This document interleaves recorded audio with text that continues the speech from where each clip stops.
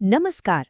आज हम दो बहुत ही दिलचस्प पुरानी कहानियों पर नजर डालेंगे जो असल में हमारी आज की जिंदगी और खुशी की तलाश का आईना है। चलिए इस सफर पर निकलते हैं। ये वो सवाल हैं ना जो कभी ना कभी हम सबके मन में आते हैं। एक नौजवान भी बुद्ध के पास यही सवाल लेकर पहुंचा और बस यहीं से हमारी आज की कहानी शुरू होती है। ये सिर्फ कोई गहरे सवाल नहीं है, ये तो हमारी जिंदगी की सच्चाइयां हैं। तो बुद्ध ने उस नौजवान को समझाया कि देखो, दुख का कोई एक चेहरा नहीं होता। इस बात को समझने के लिए हम दो बिल्कुल अलग अलग जिंदगियों की कहानी में चलेंगे जो हमें दुख के दो एकदम अलग रूप दिखाएंगी। एक तरफ तो है अंगुलीमाल, जिसका दुख, जिसका कहर दुनिया पर बरस रहा है, और दूसरी तरफ है एक अमीर बुजुर्ग जिसकी पीड़ा उसे अंदर ही अंदर खोखला कर रही है, अफसोस और चिंता के रूप में।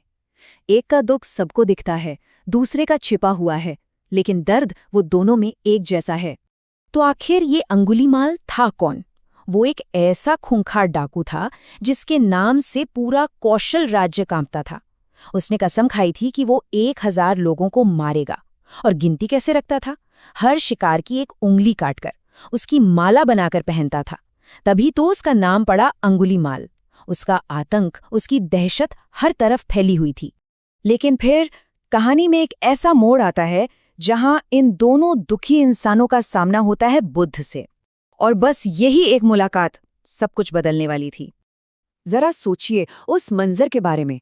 अंगुलीमाल जंगल में है और बुद्ध को अपनी तरफ आते देखता है, एकदम शांत, बिना किसी डर के। वो हैरान रह जाता है। वो अपनी गरजती हुई आवाज में चिल्लाता है, ठहर जा! उसकी आवाज से सब डरते थे, पर यहाँ कुछ अलग था।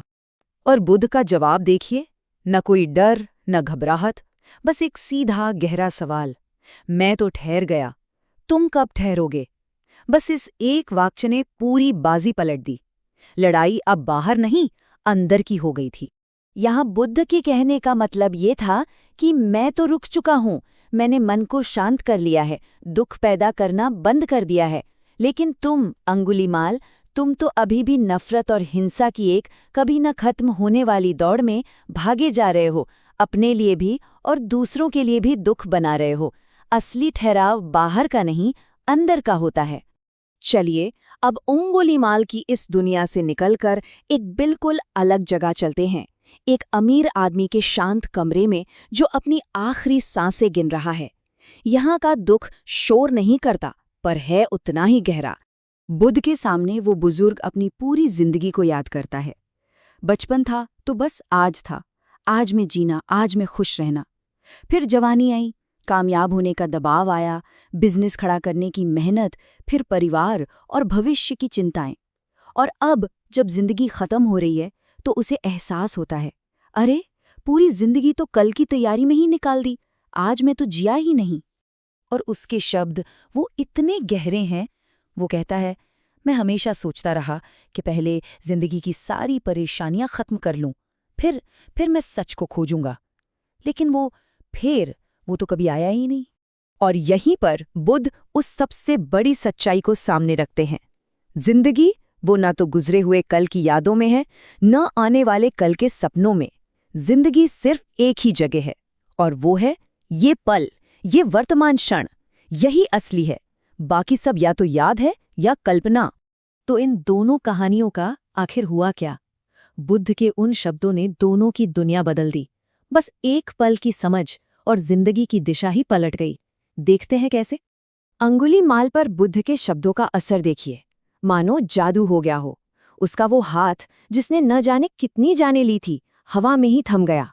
पहली बार उसे अपना ही अंधेरा नजर आया और वो बुद्ध के कदमों में गिर पड़ा। उसने फौरन अपनी पहचान की निशानियां, उंगलियों की वो माला और अपनी कटार फेंक दी और हमेशा के लिए हिंसा का रास्ता छोड़ दिया। और वो अमीर बुजुर्ग, उसे समझ आ गया कि जो कुछ भी कमाया, जो कुछ भी खोया, सब यहीं छूट जाना है। बस ये सोचते ही उसके मन का सारा बोझ उतर गया। चेहरे पर एक मुस्कान आई और उसने शांति से अपनी आंखें मूंद लीं। उसे आखिर में वो सुकून मिल ही गया जिसे वो ताउम्र बाहर खोजता रहा। तो इन कहानियों से हम अपने लिए क्या ले सकते हैं? बुद्ध सिर्फ बातें नहीं बताते, वो एक रास्ता भी दिखाते हैं। अब आते हैं उस तकनीक पर जो उन्होंने उस नौजवान को सिखाई थी, जिससे मन को इसी पल में जीना सिखाया जा सके। और बुद्ध का बताया हुआ रास्ता इतना आसान है कि यकीन करना मुश्किल हो। वो कहते हैं कि वर्तमान में टिकने का बस एक ही जरिया है, एक ऐसी चीज से जुड़ना जो हमेशा अभी में होती है, और वो है हमारी अपनी सांस। ये अभ्यास कोई भी कहीं भी कर सकता है। बस करना क्या है? अपनी सांस पर ध्यान ले आइए। महसूस कीजिए हवा कैसे अंदर जा रही है, कैसे बाहर आ रही है। मन तो भटकेगा ही, ये उसका काम है। जब भी वो भटके तो बिना नाराज हुए उसे बहुत प्यार से, धीरे से वापस अपनी सांस पर ले आएं।